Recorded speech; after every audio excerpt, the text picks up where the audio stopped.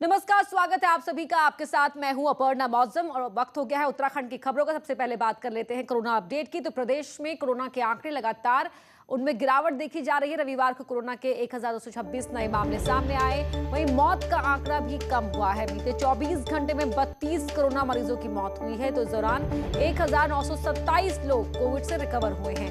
देहरादून में 241, हरिद्वार में 159, नैनीताल में 59 और पौड़ी में 100 नए मामले सामने आए हैं।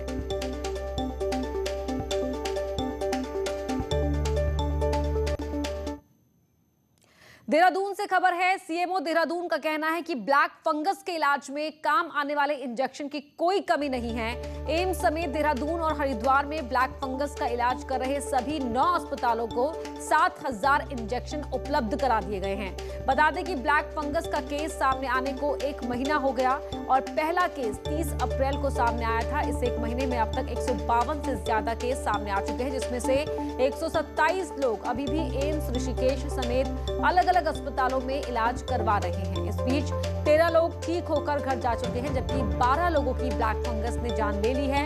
फिलहाल एम्स ऋषिकेश को 3000, जॉली ग्रांट अस्पताल को 925, मैक्स को 400, महंत इंद्रेश अस्पताल को 400 और सीएमआई को 150 इंजेक्शन दिए गए हैं। जिस संख्या में अस्पतालों में जो अधिकृत अस्पताल हैं इसके उपचार के लिए, उनमें जो रोगी हैं उनके हिसाब से हमने प्रचुर मात्रा में उनको अभी इंजेक्शन उपलब्ध करा दिए हैं और अभी ऐसी कोई किल्लत नहीं बनी हुई है। अल्मोड़ा के जिला और बेस अस्पताल में ऑक्सीजन प्लांट शुरू हो गया है। सीएम ने प्लांट का वर्चुअली उद्घाटन किया। सांसद अजय टमटा मौके पर मौजूद रहे। बेस अस्पताल में 500 और जिला अस्पताल में 216 एलपीएम ऑक्सीजन प्लांट लगाया गया है, जिससे पहाड़ के मरीजों को ऑक्सीजन की कमी के लिए मैदान रेफर नहीं होना पड़ेगा। अल्मोड़ा मेडिकल कॉलेज और अल्मोड़ा के मेन हॉस्पिटल में ऑक्सीजन जनरेशन प्लांट का शुभारंभ हुआ है और हमारे 20 बेड के आईसीयू का भी हमने सैद्धांतिक रूप से इस प्रकार की सहमति कि थोड़े दिनों में हम उसको भी चला लेंगे। माननीय मुख्यमंत्री जी के कर कमलों से हुआ है। हम लोगों के माननीय मुख्यमंत्री जी के नेतृत्व में आज कई महत्वपूर्ण निर्णय लिए गए। एक सर्वप्रथम हमारे 2 जो प्लांट्स उद्घाटन में आए, पिछली बार जब वो आए थे तब उन्होंने निर्देश दिए थे कि इनको हमको संचालित कर उनको दिखाना है और मैं अपनी टीम का भी धन्यवाद देना चाहूँगा कि उन्होंने पूरा इसमें दिन रात एक कर आज इसको 2 प्लांट्स का हमने शुभारंभ कराया है। पिथौरागढ़ में 18 साल से ऊपर के लोगों का वैक्सीनेशन नहीं हो पा रहा है। सभी सेंटर्स पर वैक्सीन खत्म हो गई है। हालांकि 45 साल से ऊपर के लोगों का वैक्सीनेशन जारी है। स्वास्थ्य विभाग का कहना है कि वैक्सीन मिलने के बाद ही 18 साल से ऊपर के लोगों का भी वैक्सीनेशन किया जा सकेगा। जल्द ही विभाग को कोविशील्ड की पहली खेप भी स्वास्थ्य विभाग को मिलने वाली है। 30 सेंटरों पर वैक्सीनेशन का काम सुचारू रूप से चल रहा है 45 प्लस के लोगों के लिए। उसके अलावा अभी कोवैक्सीन भी हमारे पास आ रही है 45 प्लस के लोगों के लिए और निश्चित ही अब हम सेंटर बढ़ाने जा रहे हैं। जैसे जैसे वैक्सीन हमें मिलेगी हम दूर दराज के इलाकों में भी सेंटर लगा के वैक्सीनेट लोगों को करेंगे।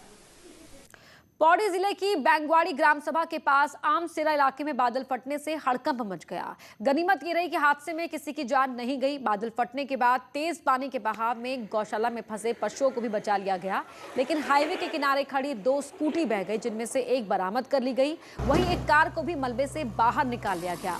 बादल फटने से खेती करने योग्य जमीन को नुकसान पहुंचा है। मोदी सरकार के 7 साल पूरे होने पर बीजेपी ने देश भर में सेवा ही संगठन कार्यक्रम का आयोजन किया, जिसके तहत बीजेपी नेता और कार्यकर्ताओं ने जरूरतमंदों को राशन और दवाइयों की किट बांटी।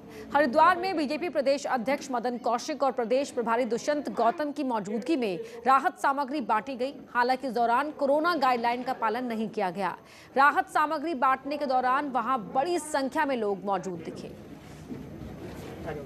कोरोना से लड़ने में उनको जितनी भी सुविधा है, ऑक्सीमीटर देना है, खाने पदार्थों को किट देनी है, दवाइयों की किट देनी है, उनका वैक्सीनेशन कराना है, ऐसी सभी योजनाओं को लेकर बीच में जा रहे हैं और सेवा कार्य कर रहे हैं। इसलिए हम मिलकर कोरोना को हराएंगे। मोदी सरकार के 7 साल पूरे होने पर बीजेपी ने इसे सेवा दिवस के रूप में मनाया। अल्मोड़ा के कई गांव में जाकर सांसद और विधायक ने लोगों का हाल जाना, तो वहीं इस दौरान रक्तदान भी किया गया। बीजेपी ने प्रदेश भर में सेवा कार्य चलाया तो कांग्रेस महंगाई और हेल्थ सिस्टम में मौजूद खामियों को लेकर सभी जिला मुख्यालयों पर मौन उपवास कर विरोध जताया। प्रदेश कांग्रेस के मुख्यालय में प्रदेश अध्यक्ष प्रीतम सिंह समेत कई कांग्रेसी नेताओं ने सांकेतिक उपवास पर बैठकर धरना दिया। देश और प्रदेश में बढ़ती हुई महंगाई के विरोध में है। आपके सामने है, सत्ता में बैठे हुए लोगों ने वादा किया था कि हम सरकार में आएंगे तो हम महंगाई को कम करने का काम करेंगे, लेकिन महंगाई अपने चरम पर है। गरीब आदमी का जीना दूरअब हो गया है। दूसरी बात जो है, कोरोना की महामारी और ब्लैक फंगस की महामारी से सरकार निपटने में पूरी तरीके से विफल साबित हुई है। कोरोना संक्रमण की रफ्तार कम होने के बाद अनलॉक की प्रक्रिया शुरू होती है तो सरकार चारधाम यात्रा खोलने पर भी विचार कर सकती है। पर्यटन मंत्री सतपाल महाराज का कहना है कि चारधाम से जुड़े व्यवसायियों, पंडा पुरोहितों के हितों को लेकर भी सरकार विचार कर रही है। अनलॉक की प्रक्रिया में पहले चरण में स्थानीय लोगों के लिए यात्रा खोलने पर विचार हो रहा है।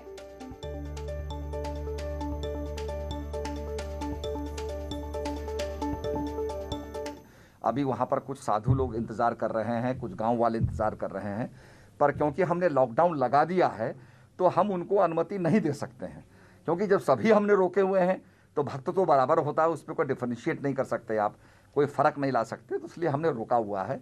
जैसे ही हमारा लॉकडाउन ख़त्म होगा, जो है चेकिंग करने के बाद, टेस्टिंग करने के बाद हम लोग को धीरे धीरे अलाउ करेंगे। उत्तरकाशी में गंगोत्री के तीर्थ पुरोहितों ने आज मुख्यमंत्री तीरथ सिंह रावत से मुलाकात की। तीर्थ पुरोहितों ने सीएम को गंगोत्री का गंगा जल लाकर दिया और उनसे मांग की कि देवस्थानम बोर्ड को पूरी तरह से खत्म किया जाए।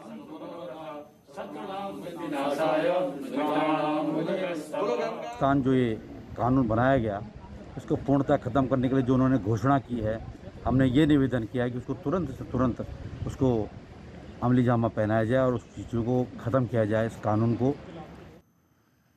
बद्रीनाथ धाम में पूजा परंपरा में समय परिवर्तन को बीजेपी विधायक महेंद्र भट्ट ने भी गलत करार दिया है। बद्रीनाथ विधायक महेंद्र भट्ट का कहना है कि देवस्थानम बोर्ड व्यवस्थाओं को व्यवस्थित करने के लिए बनाया गया है, न कि धाम से जुड़ी पूजा पद्धति के परिवर्तन के लिए, जिसको लेकर उन्होंने खुद देवस्थानम बोर्ड के उपाध्यक्ष और मंत्री सतपाल महाराज से इस मामले को सुधारने की मांग की है।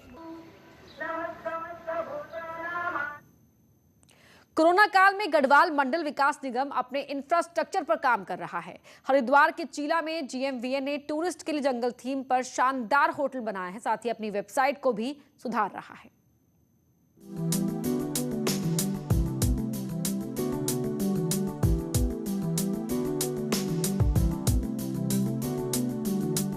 कोरोना से भले ही टूरिज्म इंडस्ट्री चौपट हुई हो, लेकिन गढ़वाल मंडल विकास निगम ने अपनी खोई साख पर काम करना शुरू कर दिया है। निगम की वेबसाइट सुधारने से लेकर अपने होटल के अंदर सुविधा पर जीएमवीएन ने काम करना शुरू कर दिया है, जिसके लिए चीला के इस होटल की तस्वीरों को जरा देखिए।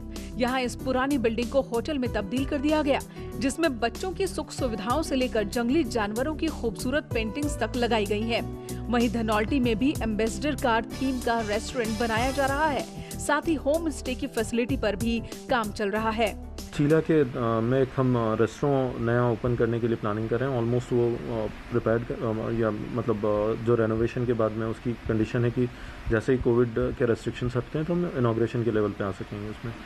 और राजा जी रॉयल्स नाम से है और जंगल की थीम को मैच करते हुए ही हम लोगों ने उसे कोशिश ये की है कि उसी किस्म के रेस्टोरेंट को हम वहाँ पे वो करें। और सिमिलरली धनौल्टी में भी हमारा जो व्हीकल वाला रेस्टोरेंट है उसका टेंडर फ्लोट हो गया और उस पर काम चल रहा है। मगर टूरिज्म इंडस्ट्री से जुड़े लोग इसे काफी नहीं मानते। उन्हें लगता है कि ग्राउंड लेवल पर अभी और काम जरूरी है। हमारे पास जितने भी इंटीरियर एरिया है जो अनटच है, जिनमें पर्यटन अभी भी नहीं जा पा रहा, कई सारी ऐसी जगह है जहाँ टूरिस्ट नहीं जा पा रहा, पर बहुत सुंदर जगह है, या कोई ऐसे स्पोर्ट्स एडवेंचर के जिनको अभी पर्यटनों को नहीं है, जिनकी जानकारियाँ नहीं है, उस पर भी ज़्यादा फोकस करने की ज़रूरत है गवर्नमेंट को। बस लोगों की पहुंच तक ये सही समय पर पहुंचे, ये जरूरी है। न्यूज़ 18 के लिए देहरादून से भारती सकलानी की रिपोर्ट। बीआरओ ने पिथौरागढ़ में चीन बॉर्डर को जोड़ने वाली सड़क खोल दी है। बीते दिन बॉर्डर की सड़क में भारी ग्लेशियर आ गया था। इसके बाद गूनी से जौलीकांग को जोड़ने वाली रोड बंद हो गई थी। रोड खुलने से जहां सुरक्षा बलों को राहत मिली है, तो वहीं बॉर्डर के ग्रामीणों की राह भी आसान हुई है। यही नहीं, आदि कैलाश के दर्शनों के लिए जाने वालों को भी सड़क खुलने से खासी राहत मिलेगी। सीबीएसई और स्टेट बोर्ड ने क्लास 10th के स्टूडेंट्स को प्री बोर्ड एग्जाम देकर रिजल्ट देने का फैसला लिया है। लेकिन परेशानी यह है कि सरकारी स्कूलों में जहां कई बच्चों ने प्री बोर्ड एग्जाम्स नहीं दिए, तो वहीं प्राइवेट स्कूल के स्टूडेंट्स 11th में सब्जेक्ट को लेकर परेशान हैं। कोरोना के चलते बोर्ड एग्जाम के स्टूडेंट्स पूरे साल टेंशन और कंफ्यूजन में रहे और अब जब रिजल्ट का समय आया तो उनके क्लास 9th और 10th की पूरे साल की परफॉर्मेंस के आधार पर नंबर दिए जाएंगे। ऐसे में स्टूडेंट्स और उनके पेरेंट्स बच्चों के रिजल्ट को लेकर परेशान हैं। कई बच्चे साइंस स्ट्रीम को लेकर परेशान हैं तो कुछ कॉमर्स नहीं लेना चाहते। ऐसे में बच्चों को अपने ऑफलाइन रिजल्ट ही ज्यादा सही लगते थे। हम थोड़ा और अच्छा कर सकते थे अगर एग्ज़ाम होते, क्योंकि मेहनत तो करी थी, इसलिए लग रहा था कि अच्छा हो जाएगा और अच्छी स्ट्रीम भी पा सकते थे। अब देखते हैं कि अभी नर्वस हैं कि रिजल्ट्स कैसे आएंगे। हम उम्मीद करते थे कि 10th में अपनी मेहनत से बेहतर स्ट्रीम पा सकते हैं, या कुछ जो कुछ नहीं कर पाए स्टडीज़ उनको भी 9th के मार्क्स के बेसिस पे या जो भी होगा उसके बेसिस पे मार्क्स बेहतर मिल सकते हैं। तो थोड़ा स्ट्रीम्स कितने लोगों को, कितने बच्चों को कौन सी स्ट्रीम्स मिल सकती है, ये थोड़ा सा है, वैसे ये विषय का है, मतलब ये।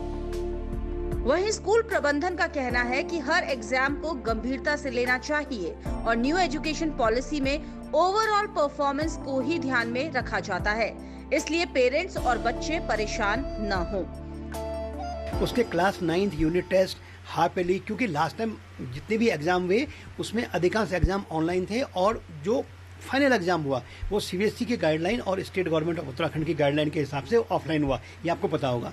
तो बहुत अच्छा एक हमारे पास बेस है, स्टैंडर्ड वैल्यू है कि हम उसको कंसिडर करेंगे।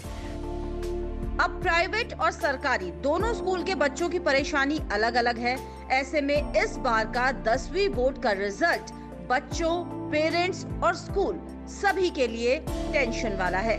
न्यूज़ 18 के लिए देहरादून से भारती सकलानी की रिपोर्ट। पिछले 77 दिनों से आंदोलनरत मनरेगा कर्मियों की सेवा समाप्त करने के आदेश देकर सरकार ने समान कार्य के लिए समान वेतन देने की मांग कर रहे 24,000 उपनल कर्मियों को साफ संदेश दे दिया है कि वो दबाव में नहीं आने वाली। लेकिन कोरोना काल में सरकार की सख्ती को विपक्ष हवा दे रहा है। जो मजबूरी हो, मांग हमारी पूरी हो, चाहे जो मजबूरी हो। समान कार्य के बदले समान वेतन देने की मांग को लेकर बीते दिनों करीब 2 महीने तक 24,000 उपनल कर्मी हड़ताल पर रहे। सरकार ने उनकी मांगों पर विचार का आश्वासन देकर आंदोलन समाप्त तो करवा दिया, लेकिन उपनल कर्मियों का कहना है कि उसके बाद से कार्रवाई आगे नहीं बढ़ी है। वहीं हिमाचल की तर्ज पर ग्रेड पे देने की मांग को लेकर 2.5 महीने से 1,500 मनरेगा कर्मी भी स्ट्राइक पर हैं। शासन ने हड़ताली मनरेगा कर्मियों की तत्काल प्रभाव से सेवा समाप्ति के आदेश दे दिए हैं और इसी बहाने उपनल कर्मियों को भी साफ संदेश दे दिया है कि सरकार दबाव में नहीं आने वाली है। जैसे कि हमें पूर्व में भी माननीय मुख्यमंत्री जी ने लगातार आश्वासन दिया है कि आप लोगों का ग्रेड वेतन लगाया जा रहा है और हम उसी आश्वासन पर यहाँ पर टिके हैं। जब तक हमारा ग्रेड वेतन नहीं लगेगा हम वापस जाने वाले नहीं हैं। चाहे जो मजबूरी हो। उपनल और मनरेगा कर्मियों के इस आंदोलन को अब कांग्रेस मुद्दा बना रही है। कांग्रेस का कहना है कि कोविड काल में सेवा समाप्ति की कार्रवाई करना सरकार की संवेदनहीनता को दिखाता है। कृत सरकार कर रही है, ये कृत जो है सरकार की संवेदनहीनता का परिचायक है। उपनल के कर्मचारियों के साथ क्या व्यवहार सरकार ने किया, क्या ये सही समय था? हालांकि सरकार में सैनिक कल्याण मंत्री गणेश जोशी का कहना है कि मामला चाहे उपनल का हो या मनरेगा कर्मियों का, सरकार पूरी तरीके से संवेदनशील है। उन्होंने कहा कि जो आदेश हुए हैं वो निरस्त भी किए जा सकते हैं। नहीं, आदेश जारी होता है तो आदेश वापस भी होता है। हम उसके संपर्क में हैं, हमारे मंत्री सुबोध उनियाल जी लगातार उनसे बात कर रहे हैं और निश्चित ही मुझे पूरा भरोसा है कि इसका कोई न कोई समाधान निकल जाएगा। एक तो कोरोना काल और ऊपर से चुनावी साल। सूत्रों की माने तो ऐसे समय में हड़ताली कर्मियों पर सख्ती को लेकर खुद सरकार में बैठे कई लोग सहमत नहीं हैं। सेवा समाप्ति के आदेश के बावजूद मनरेगा कर्मी हड़ताल पर डटे हुए हैं, तो उपनल कर्मी भी वायदा खिलाफी का आरोप लगा रहे हैं। ऐसे में देखना होगा कि सरकार आगे क्या कदम उठाती है। देहरादून से न्यूज़ 18 के लिए सुनील नवप्रभात की रिपोर्ट। यहाँ वक्त हो गया एक छोटे से ब्रेक का।